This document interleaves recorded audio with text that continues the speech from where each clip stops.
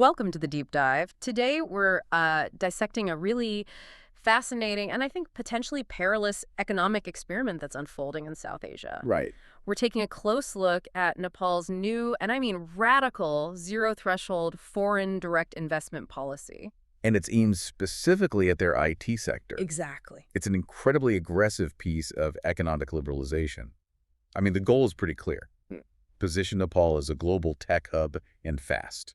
But the data we've been analyzing suggests there's a profound complexity here. Hmm.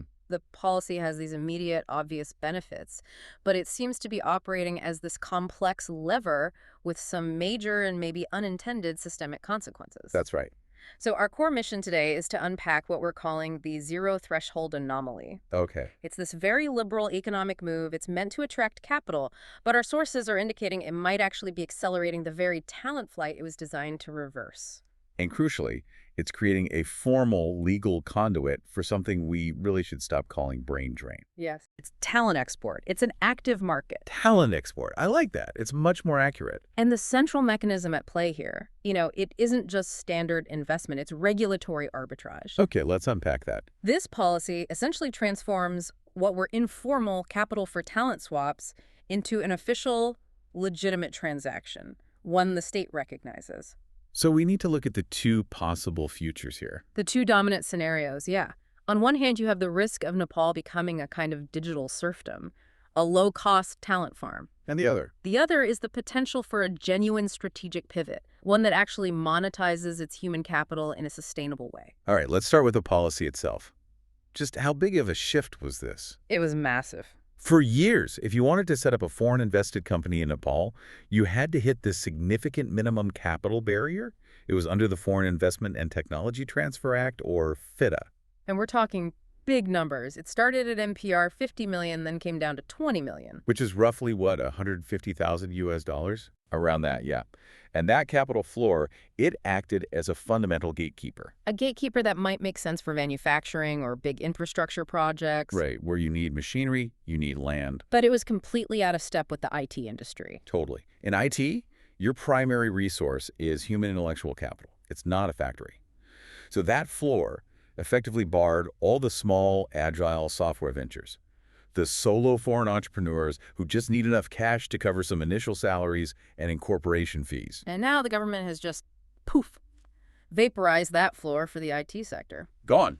A foreign entrepreneur can now set up shop with a nominal sum. And the government's logic here, I mean, it's pretty clear. It makes sense on the surface. Absolutely.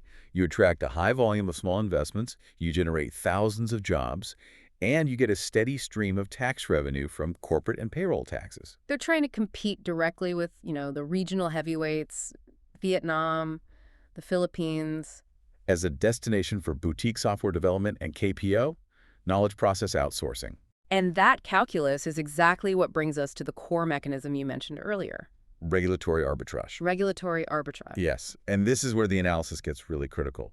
At its core, it's about profiting from the price difference between different national regulatory environments. Okay, so let's make that concrete for you, the listener. Let's say I'm running a high-growth tech firm in New York. Or London or Tokyo. Right. I'm looking at salaries, benefits, operational overheads that are just astronomical compared to South Asia. Exactly. So let's take that mid-sized U.S. tech firm. They can now establish a zero-threshold subsidiary in Kathmandu. Minimal friction. And by doing that, they legally access Nepal's highly skilled English-speaking talent pool. And they can hire a team of, say, 10 engineers. The collective payroll for that team might run them $250,000 a year. Okay. Now, to hire that exact same talent in San Francisco, you're looking at well over $1.5 million, maybe even $2 million a year. That is a staggering difference. It's cost differential on steroids. It is. The zero-threshold policy becomes this formal legal pipeline designed specifically to exploit that wage and operational cost cap. It's a mechanism that officially says, come and access our cheap, high-quality talent. That's it? But that creates an immediate and pretty critical market imbalance. A huge one. The policy makes it easy for foreign companies to come in and use their international revenue streams to bid aggressively for local talent. But it does nothing to help the domestic Nepali firms that have to compete for the exact same people. And that's the unintended consequence. A small local software house one that relies on domestic clients, smaller contracts. It just cannot compete on salary with a U.S. firm that's using its Nepali entity as a pure cost arbitrage vehicle. So the policy doesn't just invite investment. No, it invites direct, foreign subsidized competition right into the local labor market. And that structurally weakens the smaller domestic firms. It makes their growth incredibly difficult. Which brings us back to why we need to retire that old cliche, brain drain. It's such passive language. It suggests this unfortunate sort of seepage. And it's counterproductive.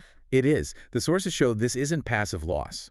It's an active, rational talent export market. Senior developers aren't being drained. No, they're making calculated, market-driven decisions. Exactly. They are responding to global price signals, maximizing their earning potential. They are high-value export commodities. And the economic gravity that's driving this export is just overwhelming. The numbers are stark. They really are. Let's get into them. A top-tier local salary for a senior developer, let's say 8 to 10 years experience, it might peak around NPR $250,000 to $400,000 a month. Which translates to what, in U.S. dollars? About $1,800 to $3,000? Roughly. Now, that same developer, working remotely for a U.S. or European company, maybe through one of these new formal entities, they can easily command $5,000, $6,000, even $8,000 a month. So you're talking about a 300% pay gap, at minimum. Right. And that is an economic reality that, no appeal to national pride or loyalty is ever going to bridge. It just can't. And beyond the money, there's the career ceiling factor. Right. It's not just about the paycheck. Not for senior talent. They seek complexity, challenge. They want to work on large-scale cloud migrations, build enterprise-level AI models. Architect systems for millions of users. Precisely. Yeah. And while the domestic Nepali market is growing, it often just lacks the scale to provide those kinds of challenges. So if the complexity isn't there locally, the developer has to look internationally to keep growing. They have to. So this is where I have to challenge this a bit. The government's goal is to compete with places like Vietnam and the Philippines. Did those countries not face this same problem? Is Nepal's policy unique in its danger? That's a crucial distinction.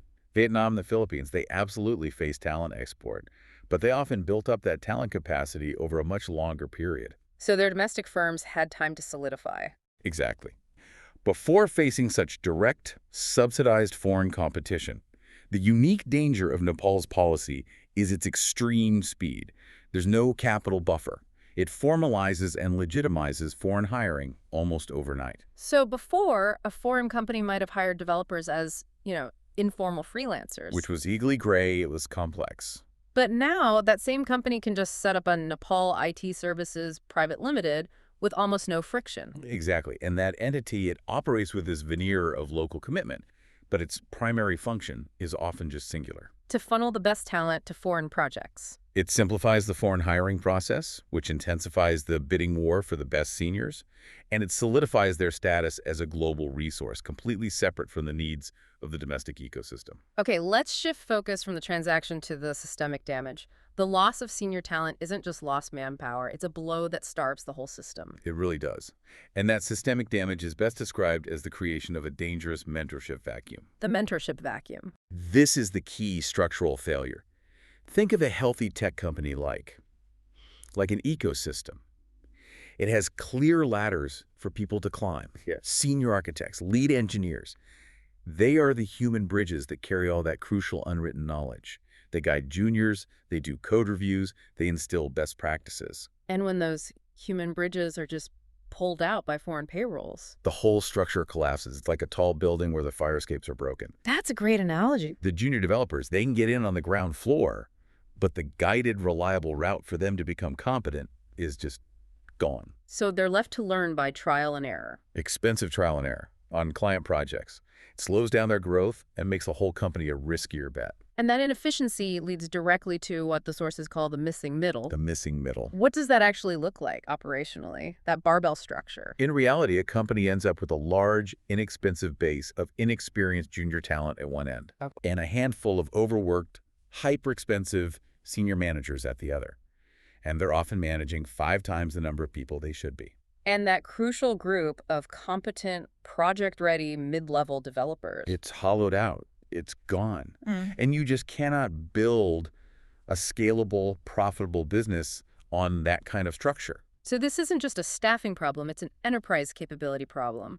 Without seniors providing that architectural leadership, what are the limits on domestic companies? The limits are profound. They're stuck with small, short-term projects that don't require complex planning. They can't plan for scalability. Not beyond the next quarter. They struggle to choose the right tech stacks, they suffer from high bug rates.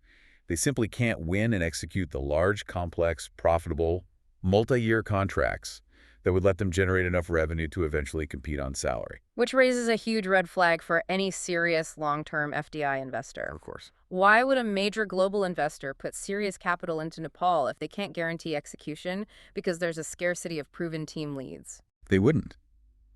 The hidden cost of managing a mostly junior team, the overhead, the execution risk, the delayed timelines, it quickly wipes out any initial labor cost savings. It's a race to the bottom. And it only benefits the foreign firms using the policy for pure cost arbitrage. And beyond that, you have to consider the impact on the country's entrepreneurial future. This senior exodus, it preempts the natural cycle you see in successful tech hubs. It does. Think about Silicon Valley or Bangalore. The next generation of unicorn startups are almost always founded by experienced engineers. People who've managed big teams, worked on complex architectures. They've seen successful scaling up close by losing its most seasoned developers to foreign payrolls before they reach that entrepreneurial spin-off stage. The country is essentially outsourcing its next generation of founders. Exactly. The policy attracts foreign microenterprises, but it inadvertently stifles the birth of the next domestic unicorn. So that brings us to the strategic pivot. The hard truth here is that Nepal just cannot win a direct bidding war for its top-tier senior talent against global firms. No, fighting that economic gravity is a losing proposition. Full stop. So the question becomes, how do you build a robust system below that waterline and then successfully profit from the inevitable overflow? Our analysis points to two very distinct potential futures. The first is the status quo scenario. Which is? Nepal just solidifies its reputation as a low-cost talent farm, specializing in junior or very transactional services. The economic benefits stay shallow. Most of the value is captured by foreign companies. That's the digital serfdom you mentioned? That's the path to it. Okay, what's the second path? The second is the strategic pivot scenario. And it's the only viable path, really. It requires policymakers and domestic investors to realize that the best ROI isn't in fighting for that globally priced top 5% of talent. It's in building the capacity of the many. Exactly. Building the capacity and sophistication of the many. And that pivot, it needs two critical pillars to work. Pillar one is industrializing the missing middle. The focus has to shift from standard university degrees, which give you theory, to creating intensive, practical 18 to 24-month finishing schools or paid apprenticeship programs. How would that work in practice, though? Who funds that? It has to be a public-private partnership where the private sector dictates the curriculum. So these schools wouldn't just teach general coding. No, not at all. They would teach high-demand, project-ready skills, advanced DevOps, specific cloud certifications, data pipeline architecture. And the government's role. The government provides grants or tax incentives to the companies that run these academies. You're effectively subsidizing the training pipeline. So the goal is to convert promising juniors into project-ready mid-level engineers. Who are highly valuable, but crucially, less globally mobile than the $8,000 a month senior architect. That mid-level talent is much more sticky. That makes a lot of sense. You build a stable domestic ecosystem that's less likely to be immediately extracted. Right. So what's the second pillar? A shift in mindset about remote work. A total shift. We have to stop seeing remote work for foreign firms as a threat and start seeing it for what it is. A taxable service export. A quantifiable, taxable service export.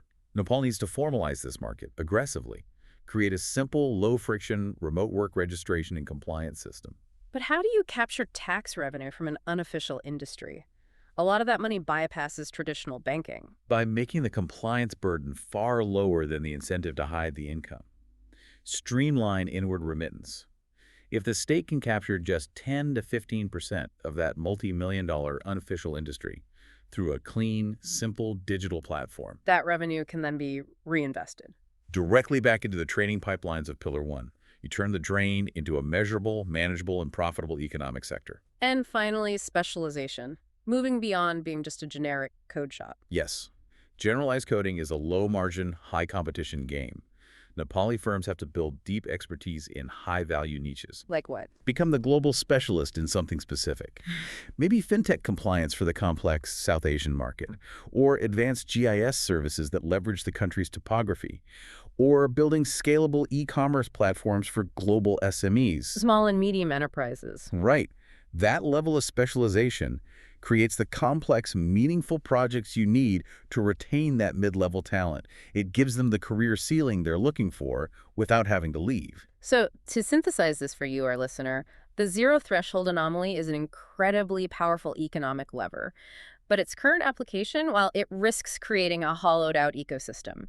It's formalizing talent export without strengthening the base at the same time. The immediate payroll tax is nice, sure. But the ultimate policy takeaway here is that the most sustainable ROI isn't in the futile attempt to retain the few, it's in aggressively building the capacity of the many and then monetizing their global reach. And this raises a critical final thought for you to consider.